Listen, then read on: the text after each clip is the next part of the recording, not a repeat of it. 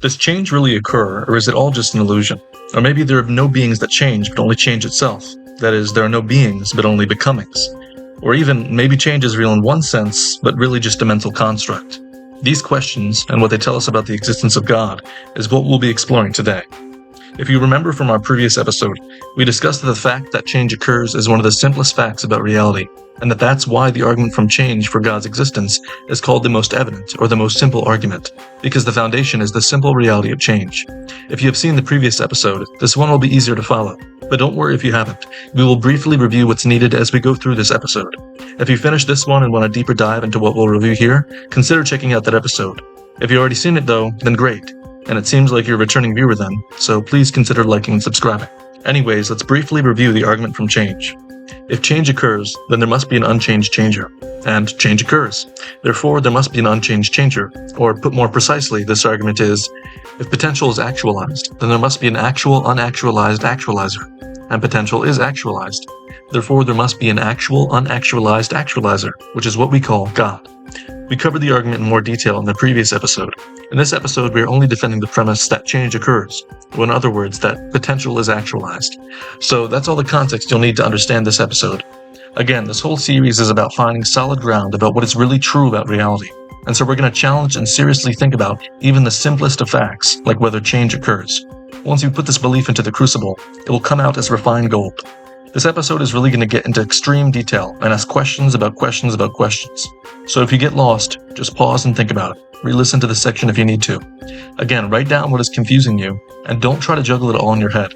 If you really think about and write these things down, you can organize your thoughts, and it will help a lot, so please take heed of that advice. Anyways, let's dive into it. What's the evidence for change? The primary evidence for the reality of change is our senses. We experience the reality of change constantly. Your conscious experience changes every moment. Sometimes you are suffering and sometimes you're not. Children who previously did not exist now do exist. Our cars and trains move from one place to another. Our hot teas cool and become lukewarm. We discussed at the beginning of our series that one must trust their senses and trust logic in order to think rationally at all whatsoever. Logic can also be used to defend change, but many people have objected to change because of fallacious lines of reasoning. Parmenides thought change is an illusion, that does not really occur because non-being cannot come into being. Cratylus thought there is only change and no beings that actually change because we do not perceive stable beings. But we discussed that their arguments against change do not work because change is the actualization of potential, not non-being coming into being, and that we do perceive stable beings that change, the most obvious of such being our own person and conscious experience. However, there are some more sophisticated and modern arguments against change that support Parmenides and Cratylus's views about change. Some people say that change must be an illusion because of Zeno's paradoxes. The first paradox, called the paradox of the dichotomy, is about a man running a mile. However, in order for him to run 1 mile, he must run half a mile. And in order to do that, he must run half of that distance as well, which is a quarter of a mile. And to do that, he must run an eighth of a mile, and so on ad infinitum. Zeno argues then that in order to move any distance, which is to change location, that someone must run an infinite distance, which is impossible. So change is impossible. However, our current understanding of mathematics and physics solves this paradox rather easily. In math, we actually can do infinite sums, like a half plus a quarter plus an eighth plus a 16th and so on forever. And the sum of that infinite series is actually equal to 1. So an infinite series like this is actually equal to 1.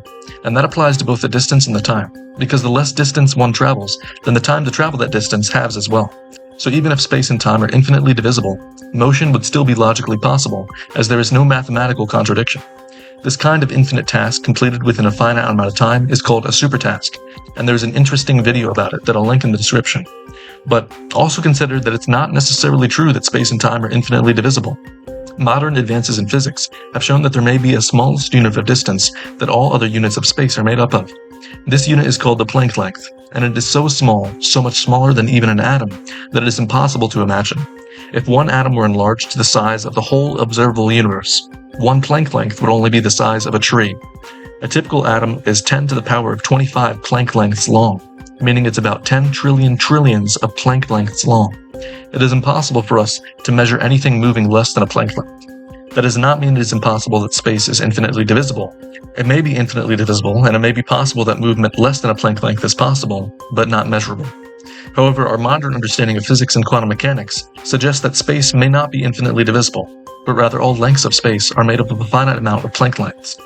So Zeno's paradox of dichotomy fails, both if space is infinitely divisible, because we can do infinite sums in math, and it fails if space is not infinitely divisible, but rather finite, because there is some evidence that suggests space is not infinitely divisible, specifically from quantum gravity theories. Zeno has another paradox called the arrow. In this paradox, you imagine a man shooting an arrow at a target. Then imagine the arrow as it is in each individual moment of time.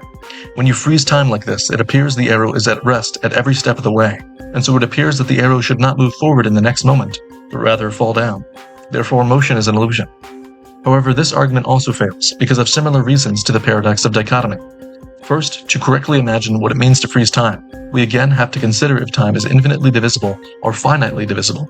If time is infinitely divisible, then the arrow would still be in motion no matter when you freeze time, because that frozen moment would still be made up of an infinite amount of smaller moments. And again, we can do infinite sums in math, so there's no issue with that. If time is not infinitely divisible, but rather made up of a finite amount of indivisible moments, then even when the arrow is frozen in each moment, so to speak, it still has a real property called velocity. Its velocity is a real feature of the arrow, regardless of time, and so in the next moment, it still moves forward. So Zeno's paradox of the arrow fails both if time is infinitely divisible, because the arrow is never really at rest in any moment of time, and if time is not infinitely divisible but rather finite, because the velocity of the arrow is a real feature of it regardless of time.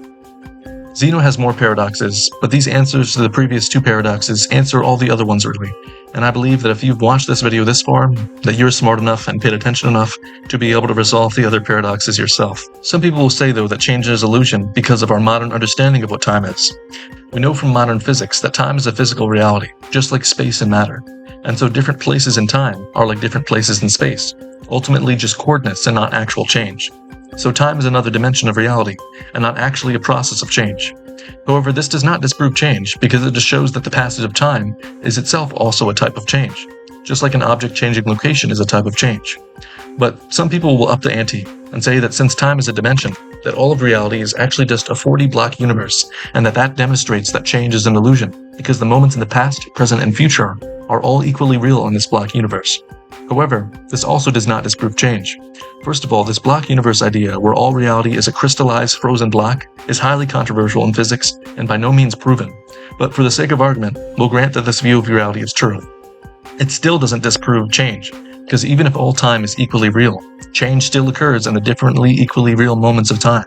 And this is actually similar to the theistic view of how God is timeless, and all moments of time are equally real from his perspective. So if you think a 4D block universe is true, then not only does it not disprove change, it makes God's omniscience easier to understand. But some people again will up the ante and say that the 4D block universe's view of change is really just like a frozen block in every way regarding time, and that, like a movie film, there is no change between the different frames of the movie. There are just the frozen frames, and the motion is an illusion. However, this still does not disprove change, because the moments of time, just like the frames of a movie, still need to change in order for any illusion to exist in the first place. And you cannot argue that that change does not occur, because you are experiencing that change right now. You are experiencing the passage of time, the movement of the movie frames, and that is undeniable. So this common objection holds no water. Now let's consider objections not primarily to change itself, but rather that the understanding of change as the actualization of potential is merely an abstraction and not a real feature of reality. In our episode, we discussed that Plato says universal truths, like logic and numbers, are entities that are both real features of reality and have being, while Occam thought that universal truths do not have being and are not real features of reality, but merely mental constructs to help us understand reality, but not actually things you can reason with to discover more facts about reality. We don't actually need to respond to more sophisticated modern versions of Plato's view, because the argument still works if Plato is right. I just don't see any good reason to say he's right. Universals, again, are real descriptions of reality, but not real beings in reality. The concept of potential is a universal like that, a real descriptive feature of changing beings, but not a being itself. But for the sake of argument, if someone agrees with Plato, that's fine. The argument from change still works, and they still agree that the actualization of potential occurs. As we discussed last episode, Occam is wrong because universals are true descriptions of reality, and so they are real, they just don't have being. But the argument won't work if Occam is right. If it's true that universals and descriptive features of reality like potential are not real features of reality, then the argument wouldn't work. So let's review the modern, sophisticated objections that support Occam's view. The philosopher David Hume proposed that because we only ever perceive actual states of being, that therefore there is no potential state of beings. The idea of potential is merely a psychological expectation, again, a mental construct. But what does this even mean? Is Hume saying that a hot cup of tea does not really have the potential to become cold? That that's merely a mental construct? If so, that's obviously false, because the hot tea does become cold, and so it clearly does have the potential as a true feature of the tea in that sense. However, what this objection appears to be saying is that potential is not a true feature of reality, because the only real things are the particular physical realities of the objects. For example, a hot cup of tea becomes cold only because the movement of its particles slow down. There is no generalized potential, but only the specific fact of the particles having the capacity to slow down or speed up, and so become colder or hotter. That's why potential is not a true feature of reality. But that's precisely the reason why potential is a real feature of reality. The hot tea's particles really do have a potential to speed up or slow down, and that is its potential to become hotter or colder. When we speak about potential in a generalized way, like a tea's potential to become hot, or an axe's potential to move and cut down a tree, we are referring to the real fact of how those changes occur, just without going into all the details. Again, we are not saying that potential has being. We are only saying that potential is a true descriptive feature of reality. If someone thinks that you cannot abstract from the many particular potentials to be able to reason about potential in the general sense, then they should also not think that there is a true scientific definition of a dog, but only individual particular dogs. And just like numbers are a real generalized descriptive feature of reality, even though there are no numbers that have being somewhere, so is potential a real feature of reality, even though it does not have being. If we could not generalize from particulars, then logic and math would not work. Because then 2 apples plus 2 apples might not always be the same value as 2 dogs plus 2 dogs. But that is obviously false.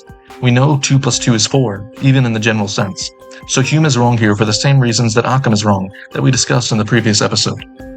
Lastly, in doing research for this episode, I heard a very strange backwards objection to the idea that potential is a real feature of reality.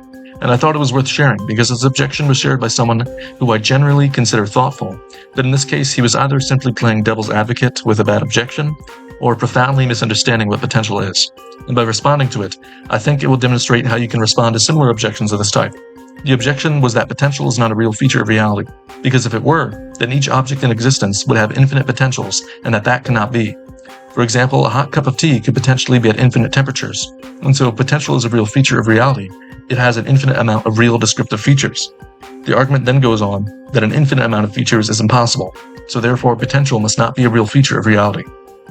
Now you can probably see for yourself why that's wrong, but let's discuss it. There's no contradiction in the idea that a being has an infinite amount of real descriptive features.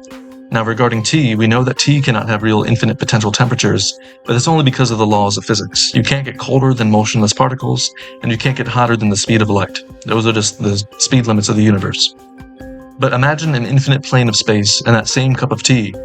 Now, given an infinite amount of time to travel and infinite energy to move, that tea has a real infinite potential to be at any of those infinite locations in space, and that's a real descriptive feature of that tea. And there are infinite numbers, which are real descriptive features of reality. And remember, we are not saying potential as being, just that it is a true descriptive feature of reality. And what's so funny about this objection is that in order to avoid belief in one infinite God, atheists usually choose rather to believe in an infinite causal series, or an infinite history to the universe, or an infinite set of universes in an infinite multiverse, etc. In other words, they prefer an infinite amount of finite beings over an explanation from one infinite being. However, this objection is attempting to argue that not only are an actual set of infinite beings not possible, but also an infinite amount of descriptive universal features of an object are not possible. Things that don't even have being. But take almost any object you can think of, and it obviously has infinite descriptive features on multiple levels. So while we could agree for the sake of argument that it may not be possible to have an actual infinite set of beings, it does not mean that there cannot be a real infinite set of potentials, because potential does not have being. It is just a descriptive feature of reality. But what's so crazy about this objection is, again, atheism usually assumes things like the universe has an infinite history, which is why the argument from change works so well, because the argument from change works regardless if the universe had a beginning or not. The ironic thing is that if this objection is true, this objection against potential being a real feature of reality, then argument for theism would be so much simpler, and atheism would be so much more obviously false. All that being said, at the beginning of this episode, you might have thought that there could be no question about the reality of change. It's crazy to realize, but like I told you, the reality of change is one of the most interesting puzzles in our world. Ultimately though, despite what many philosophers say, we know change really does occur. Anyone who has experienced suffering and wanted to change their experience to a state that is not suffering knows that as an undeniable fact. But we ask these questions about change because when you understand it, it helps the realization click, so to speak, and it will help you realize the unchanged changer must exist. If you have any questions, please drop them in the comments below. Our next episode is going to help finalize that realization and discuss why if change does occur, then an unchanged changer must exist.